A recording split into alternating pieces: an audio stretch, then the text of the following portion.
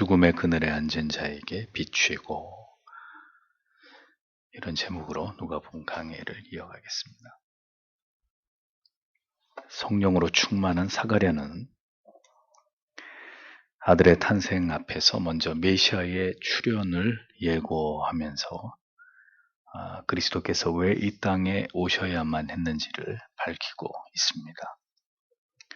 세례 요한의 기사 속에도, 누가가 기록한 이 세례 요한에 해당되는 기사 속에도 촘촘히 메시아에 대한 예언과 관련된 기사들이 이렇게 포함되어 있는 것을 우리가 발견할 수 있습니다.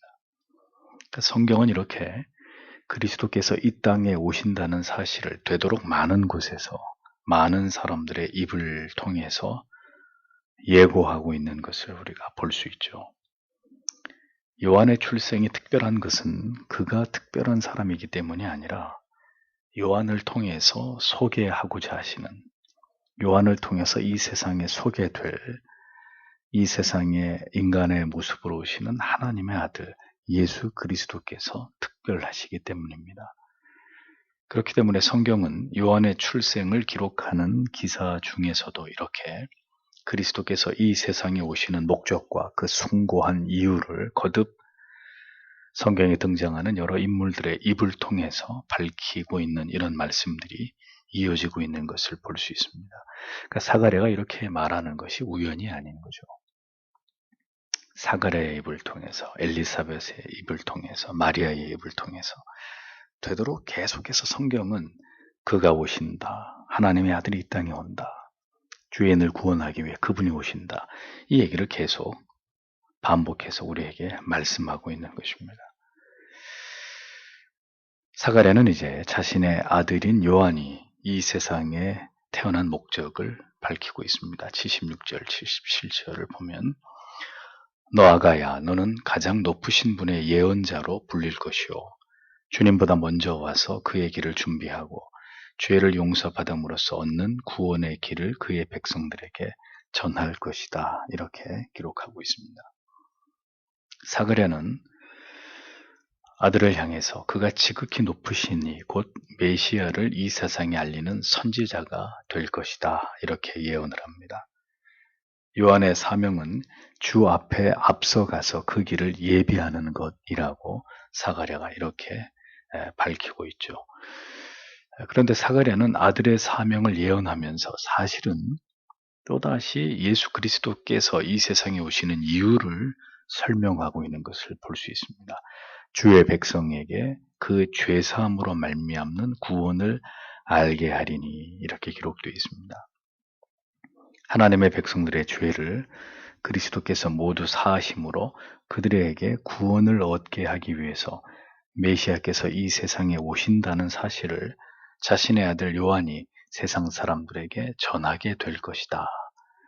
사가랴는 이렇게 아들의 사명과 동시에 메시아의 사명을 함께 예고하고 있었던 것을 볼 수 있습니다. 죄를 용서해 주심으로써 구원의 길을 그 백성들에게 열어주시기 위해서 이 세상에 오시는 분은 예수 그리스도 하나님의 아들이시고 그 하나님의 아들을 세상에 소개하는 것은 자기의 아들인 요한의 사명이다. 사가랴는 이렇게 말하고 있었던 것입니다. 예수 그리스도께서 우리의 죄를 속하시고 우리를 그 죄와 영원한 멸망으로부터 구원하시기 위해서 이 세상에 오심을 알려야 하는 사명이 요한에게만 있는 것일까요? 그렇지 않습니다. 모든 하나님의 자녀들에게 요한이 받았던 그 위대한 사명이 주어져 있습니다. 땅 끝까지 이르러 복음의 증인이 되어야 될 사람들이 성령을 받은 하나님의 모든 자녀들이기 때문이죠. 그 시대에는 하나님의 아들을 예수 그리스도를 아는 이가 아무도 없었기 때문에 꼭 집어서 세례 요한을 통해서 메시아의 도래를 알리고 예고해야 했지만 지금은 예수 그리스도께서 하나님의 아들이시고 그분이 우리의 죄를 속량하시기 위해서 이 세상에 오신 구주이심을 아는 자들이 교회 안에 넘쳐나고 있잖아요. 예수 그리스도의 복음을 전하는 일은 그렇게 그리스도를 앞서 이 세상에 알리는 요한의 사명과 그의 생애가 특별하다고 성경이 말씀하고 있듯이 모든 성도들에게 이 일은 매우 중요한 사명이 아닐 수 없습니다. 그 일을 감당하는 자들을 하나님께서 요한을 특별하게 여기셨듯이 귀하게 여기시고 세상 끝날까지 그들과 함께 하실 것임을 우리에게 예표하고 있는 거죠. 예수 그리스도 앞서서 와서 그를 이 세상에 소개하는 사명을 받았던 요한이 귀한 것은 그 예수를 세상에 알리는 그 사명이 귀했기 때문입니다. 그러니까 우리 또한 이 세상을 살아가면서 그가 우리의 구주이시다. 그가 우리의 죄를 대신하신, 우리를 영원한 죄와 그 형벌로부터 구원하실 하나님의 아들 메시아이시다. 똑같이 중요한 사역이라는 겁니다. 그리스도를 세상에 알리는 일은 요한에게 특별한 사명이었듯이 우리에게도 특별한 사명이고, 요한이 그래서 하나님 보실 때 매우 특별한 사람이었듯이 이 시대에 그 복음을 전하면서 그 복음의 정신을 따라가는 우리들이 하나님 앞에서 특별한 사람들이라는 거죠. 그리스도를 세상에 알리는 일은 그분의 오심을 알렸던 요한의 사명만큼이나 중요하고, 요한을 성경이 여자가 낳은 자 중에 이보다 큰 자가 없다고 할 만큼 복음을 전하는 자들의 삶을 하나님이 매우 특별하고 그것을 귀하게 여기신다는 것을 우리는 기억할 필요가 있는 것입니다.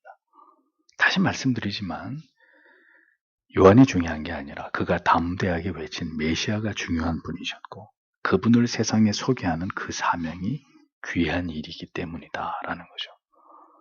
그러므로 오늘도 우리의 모든 삶 속에서 그리스도를 알리고 올바른 복음을, 구원에 이르는 참된 지식을 우리가 누군가에게 전하고 가르치고 그것을 소개하는 일은 하나님이 보실 때 매우 기뻐하시고 귀하게 여기시는 일이라는 것을 우리는 잊지 말아야 합니다.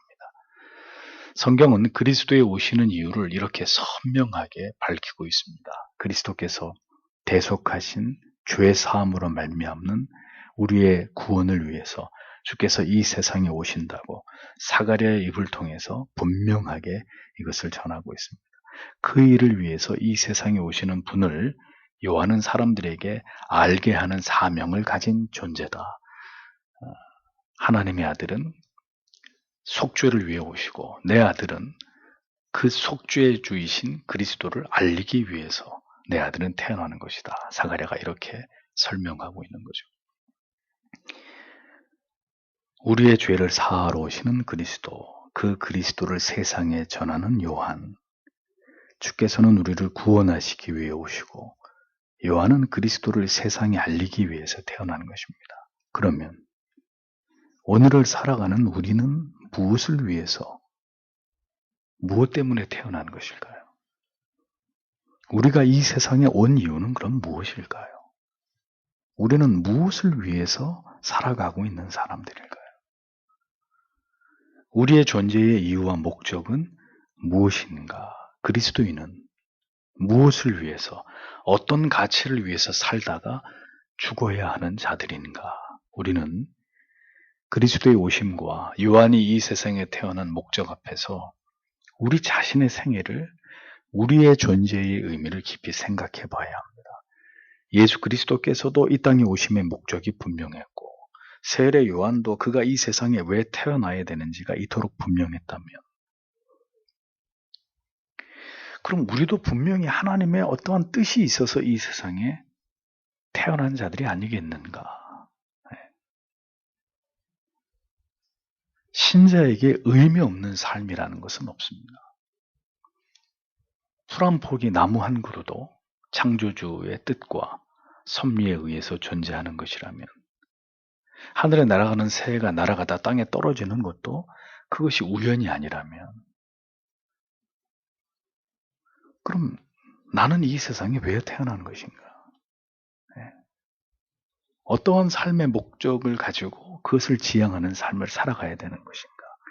우리는 깊이 그것을 생각해 봐야 하는 것입니다.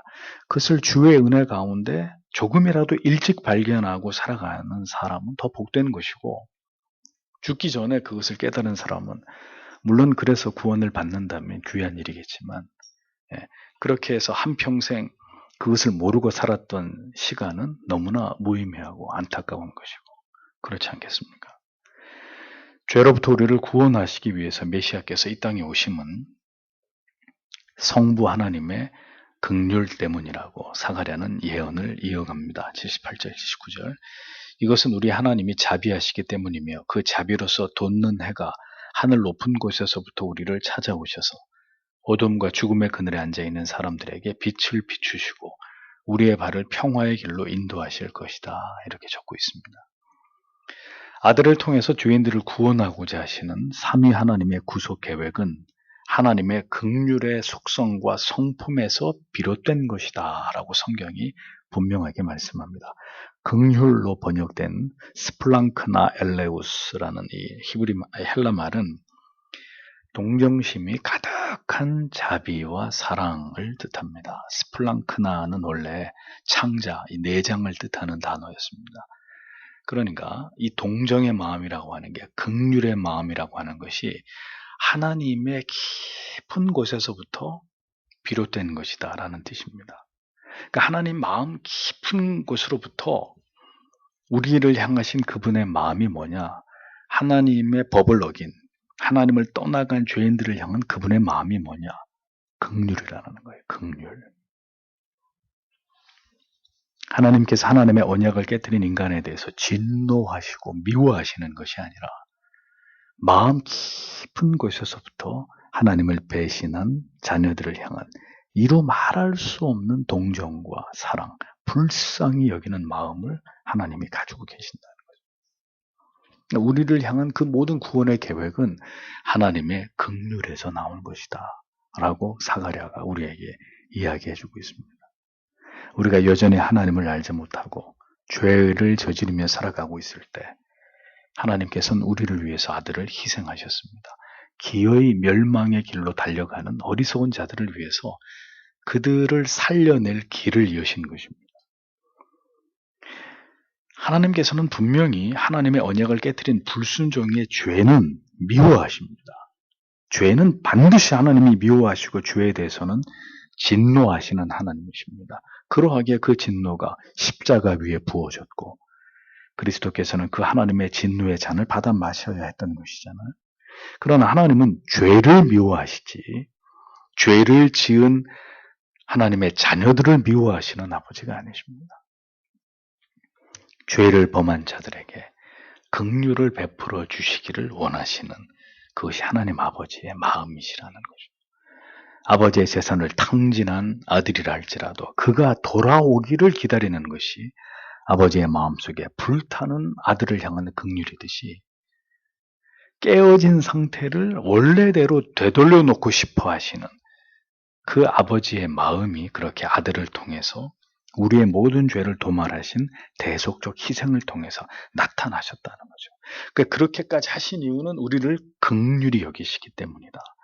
그래서 감추어지지 않는 마음이 뭐냐? 사랑도 감추어지지 않지만 이 긍휼의 마음도 숨겨지지 않고 억누를 수 없는 감정이라는 거예요. 그러니까 누군가를 긍휼히 여기면 긍휼히 여기는 걸로 끝나는 게 아니라 그 사람을 위해서 내가 뭘 어떻게 해줄지를 끊임없이 생각하게 되는 게 긍휼이에요. 저 사람이 아프면 건강을 회복시켜주고 싶고 그 사람이 가난하면 그 가난에서 벗어나도록 도와주고 싶고 뭔가 그가 가지고 있는 그 결함, 결손, 깨어진 그것을 원래로 이렇게 돌려놓고 싶은 그 마음이 긍휼이란 말이죠. 원래로 다시 되돌려놓고 싶은 마음.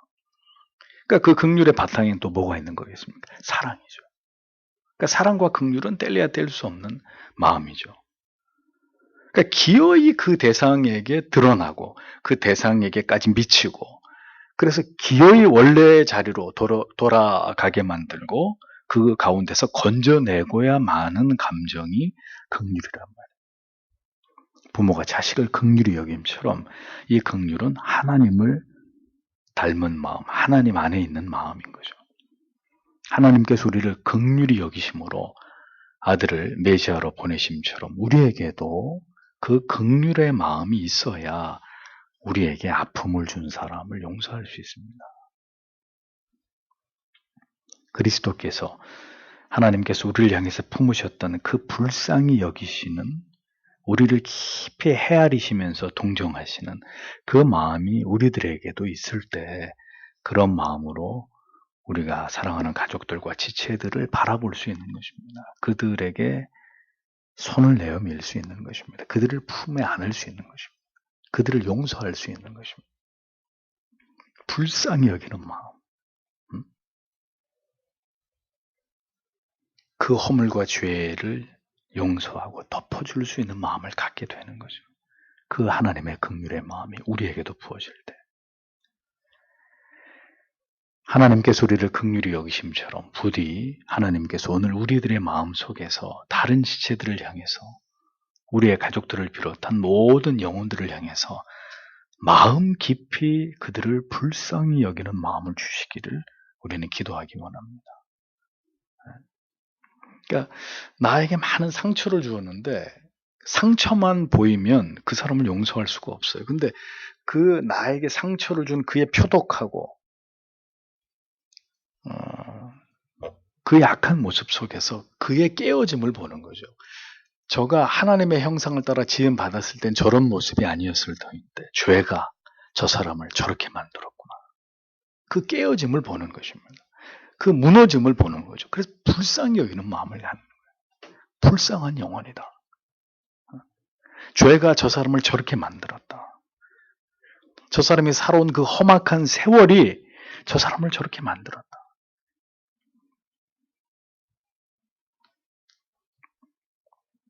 남편이 아내가 남편을 한없이 불쌍히 여기면 모든 갈등은 해결됩니다.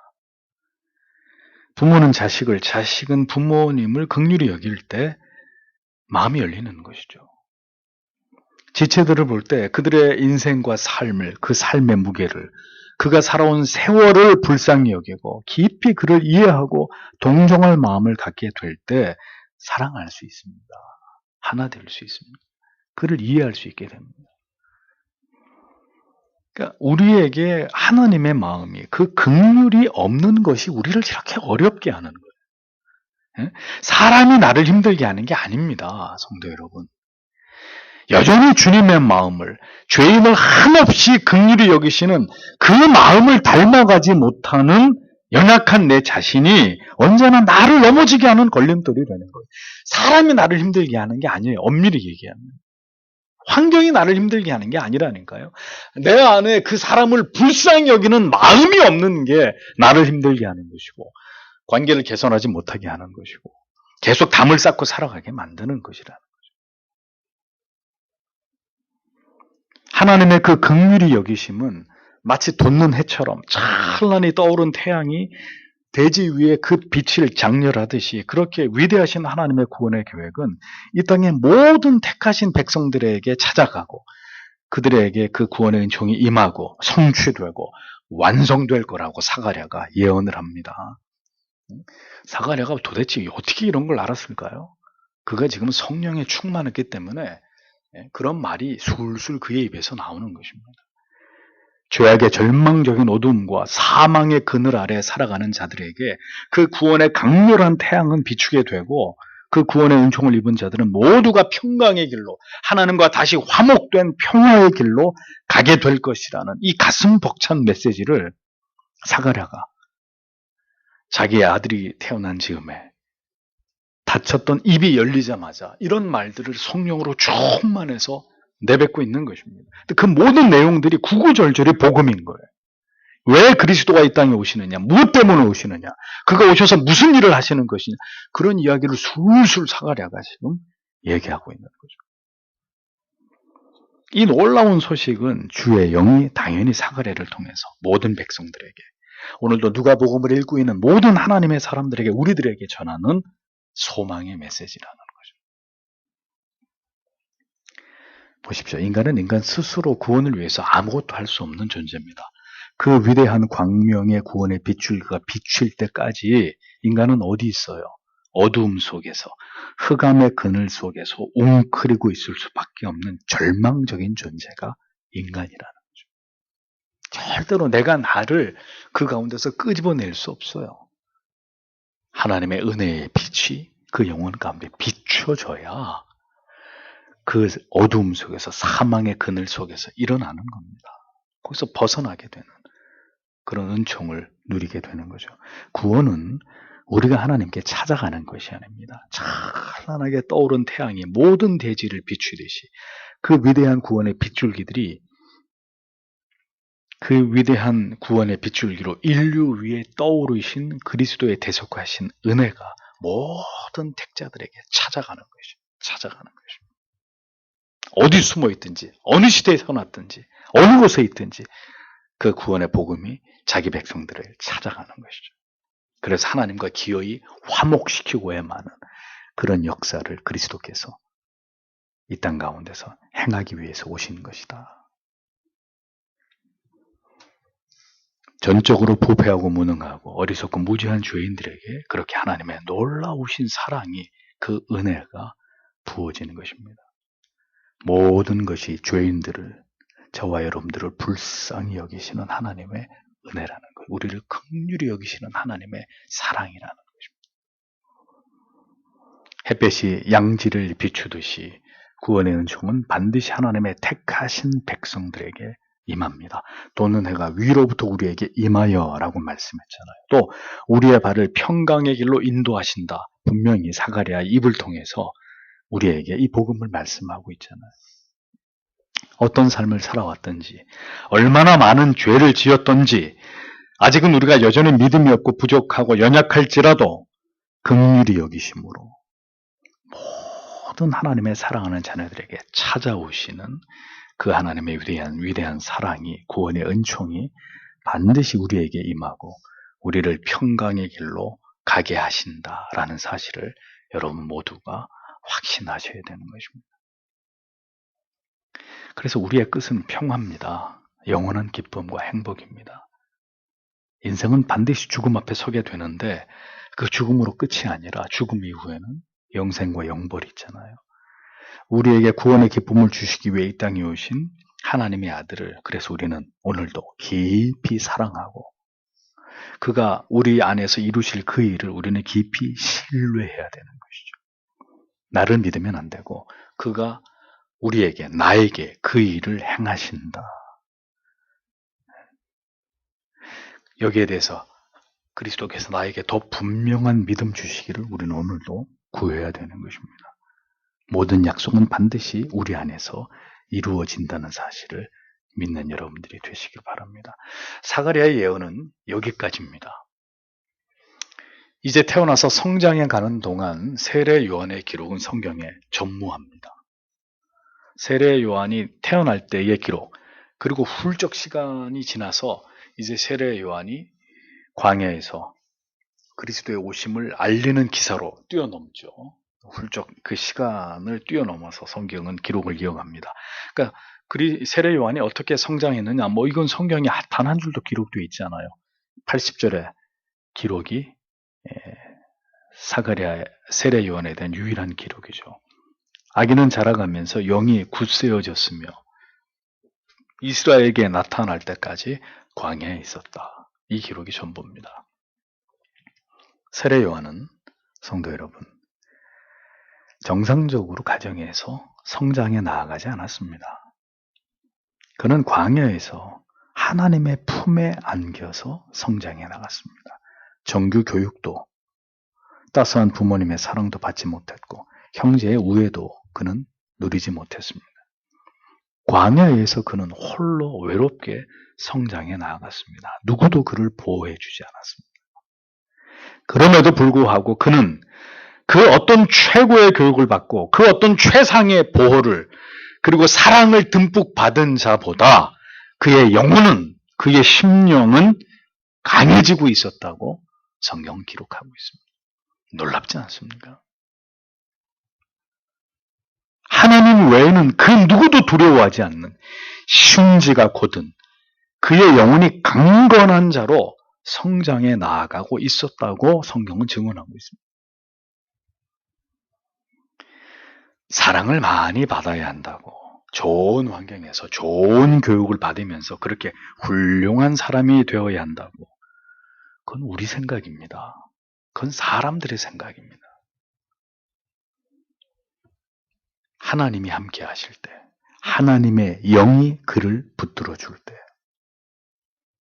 광야에서 자란 세례 요한은 여자가 낳은 자 가운데 가장 위대한 자가 되었습니다. 하나님 앞에서 큰 자가 되었습니다. 성도 여러분, 우리가 자녀들을 위해서 무엇을 기도해 주어야 할까요? 그들에게 좋은 먹을 것과 좋은 입을 것과 좋은 환경을 주는 것보다 더 중요한 것은 무엇일까요? 하나님의 영이 이 자녀들 위해 함께해 주십시오. 이 험악한 세상에서 점점 더 교육이 무너지고 있는 이 악한 세상이지만 점점 더 죄악에 관영해 가고 그의 죄가 창궐해 가는 세상일지라도 하나님께서 이들과 함께 하심으로 자녀들의 영혼이, 그들의 심령이 무엇에도 흔들리지 않을 만큼 강력한 자들로 하나님 그렇게 이 아이들이 세워지기를 소원합니다. 이것이 우리의 기도의 제목이 되어야 되는, 모든 부모님들의 기도의 제목이 되어야 하는 것입니다. 또 우리 자신도 마찬가지입니다. 우리 자신도 연약하고 쉬 무너지고 하나님을 향해서 반감과 회의와 의심을 품는 마음이 아니라 점점 더 우리의 심령이 강력해지기를, 이 마지막 때에 하나님의 말씀을 듣고 은혜를 받음으로써 무엇도 두려워하지 않으며 어떤 가운데서도 우리의 믿음을 잃지 않을 수 있는, 배도하지 않는 올곧은 강력한 영혼을 갖도록 주께서 우리를 붙들어 주시기를 우리는 기도해야 되는 것이죠.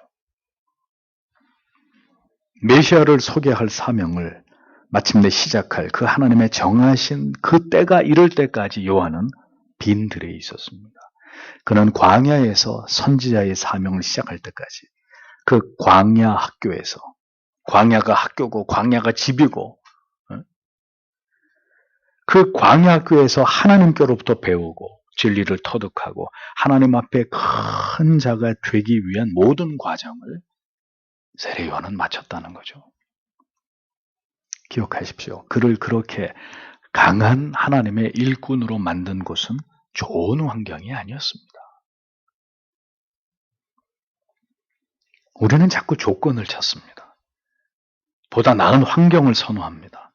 그런데 하나님께서 붙들어 쓰시는 사람은 빈들에서 만들어집니다.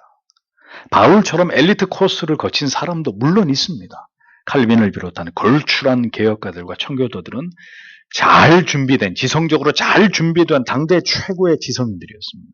그러니 하나님이 분명히 그렇게 준비시키는 경우도 있습니다. 없다고 얘기할 수, 전부 다 요한처럼 그렇게 준비되는 건 아닙니다. 하나님께서 사용하시기 위해서 그런 과정을 지나가게 하신 것이라면 그것 또한 하나님의 섭리임에 틀림이 없죠. 그런데 우리는 지금 그들을 얘기하는 게 아니라 여자가 낳은 자 중에 가장 위대한 자의 이야기를 하고 있는 거죠. 그는 빈들에 있었습니다. 거친 광야가 그를 키우고 그를 성장시킨 무대였습니다. 그는 광야 학교를 졸업한 하나님의 종이었습니다. 그럼에도 불구하고 그는 누구도 두려워하지 않았습니다. 하나님에 대해서, 복음에 대해서 그 누구보다도 해박했습니다. 그가 마침내 선지자로 하나님 앞에 쓰임받게 되었을 때 광야에 있는 그에게 하나님의 말씀이 임하자 그는 마침내 울부짖는 사자처럼 거침없이 포효하기 시작했습니다. 독사의 자식들아, 누가 너희를 가르쳐 장차 진노를 피하라 하더냐. 그러므로 회개에 합당한 열매를 맺고 속으로 아브라함이 우리 조상이라고 말하지 마라. 내가 너희에게 이르노니 하나님이 능히 돌들로도 아브라함의 자손이 되게 하시리라. 이미 도끼가 나무 뿌리에 놓였으니 좋은 열매 맺지 아니하는 나무마다 찍혀 불에 던지우리라. 그의 외침에 간담이 서늘해지지 않는 자가 없었습니다. 세리도 로마의 병사들도 모두 그 앞에 무릎을 꿇고 세례를 받습니다.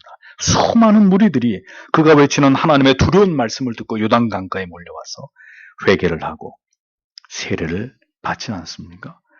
그는 간악한 유대의 분봉왕 헤롯이 동상의 아내를 지 마음대로 취하고 그 밖에 모든 악랄한 죄를 저질렀을 때 거기에 대해서 왕이라 할지라도 두려움 없이 왕 앞에 나가서 소리 높여 왕을 책망하지 않습니까? 누구도 그의 입을 막을 수가 없었습니다.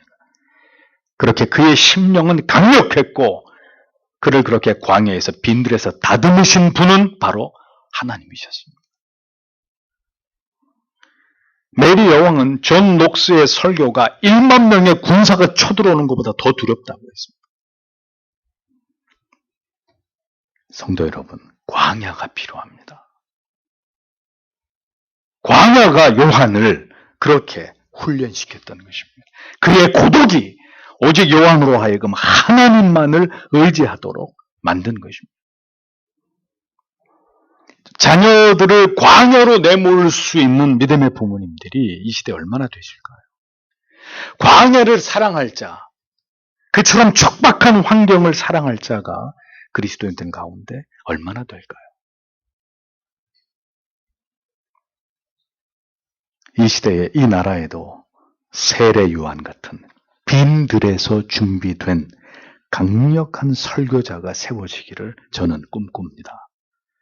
최고로 좋은 학교를 나오고 신학 박사학위를 지닌 그런 것은 아니지만 골방에서 말씀 한 구절 한 구절을 그의 영혼에 하나님께서 직접 새겨 넣으시고 낙타 무릎처럼 굳어진 기도의 무릎으로 그렇게 하나님이 직접 준비시키신 그런 설교자들, 이 민족을 깨워서 회개의 자리로 차가운 아스팔트 위를 눈물로 뒤덮게 만들 수 있는 어용 목사, 썩어 빠진 정치 목사들 말고 그렇게 영혼들을 회개시킬 수 있는 그런 강력한 하나님의 손에 붙들린 설교자가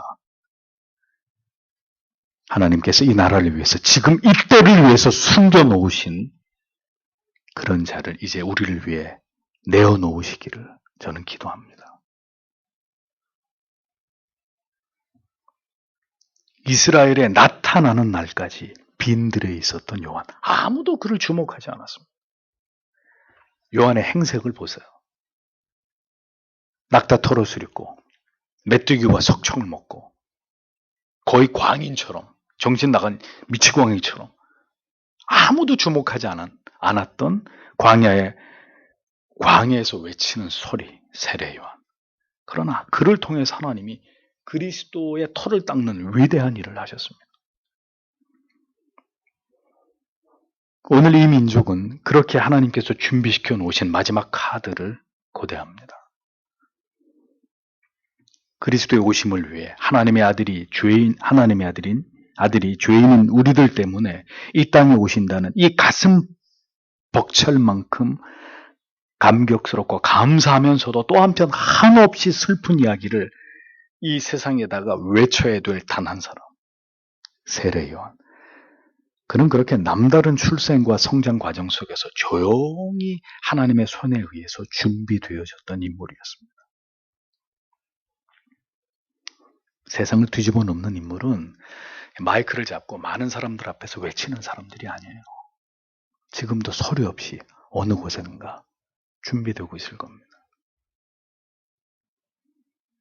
하나님이 친히 준비시키신 인물이었기에 그는 조금도 흔들리거나 연약해지거나 뒤로 물러나는 것이 없었습니다. 하나님이 자기 아들을 이 땅에 소개하기 위해 친히 준비하신 마지막 선지자이며 최초의 사도였던 요한. 성경에 우리가 부러워할 만한 많은 인물들이 있지만 제가 신학을 공부할 때 저는 이 요한에 꽂혔었습니다. 그리고 요한처럼 쓰임받기를 간절히 신학교회 강당에서 늦은 밤과 새벽마다 기도하던 때가 있습니다. 시간이 많이 지나서 저는 그런 그릇이 되지 못함을 이미 오래전에 알았지만 언제나 제 마음에 품은 간절한 기도의 제목은 이 민족이 다시 살아날 수 있도록 하나님께서 세례 요한 같은 설교자를 세워달라는 그 기도의 제목입니다. 그게 유일한 희망이거든요. 루터 칼빈, 녹스, 대각성 운동을 주도했던 조나단 에드워즈, 조지 휘필드 같은 설교자를, 찰스 스펄전, 로이드 존스 같은 불붙는 지성의 논리와 그리스도의 심장을 품은, 그래서 누구도 두려워하지 않은 영혼으로 죄인들의 가슴에 강력한 복음의 사자후를 바라는, 복음의 핵폭탄을 투여해서 그들을 회개시킬 수 있는 그런 설교자가 어느 날 혜성처럼 우리 앞에 등장하게 된다면 저는 반드시 이 나라가, 이 썩어 빠져가는 한국교회도 다시 소생할 수 있는 영적인 대각성과 부흥의 여명이 저는 반드시 밝아올 수 있을 것이라고 믿습니다. 어둠을 뚫고 빛으로 오시는 메시아를 소개해야 될 막중한 사명은 그렇게 하나님이 준비시키신 강철 영혼의 요한을 통해서 마침내 시작되었습니다. 이 땅에 다시 강력한 회개의 역사를 일으킬 설교자, 또 거룩한 하나님의 사람들을 하나님께서는 분명히 오늘도 준비하고 계시리라고 믿습니다. 하나님이 루터를 준비하셨듯이, 캘빈을 준비하셨듯이. 중요한 것은 언제나 이 진리를 가슴에 품고 부지런히 하나님의 말씀을 연구하고 불 꺼진 예배당에 엎드려 간절히 나라를 위해서, 교회를 위해서 기도하고 있는 사람들 중에 그런 사람들이 나올 거라는 거예요.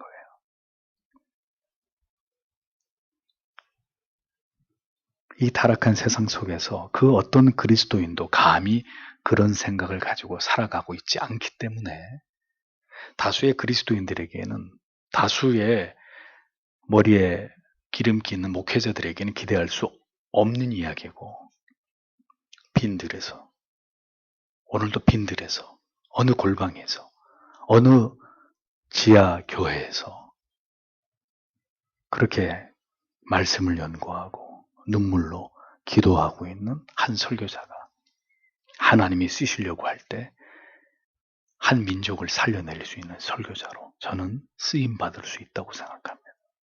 그것이 하나님의 뜻이라면. 이 말씀을 듣고 있는 여러분의 심장이 뜨거워지고 계신다면 여러분이 그렇게 쓰임받을 수 있는 하나님의 사람들이 될 수도 있을 것입니다.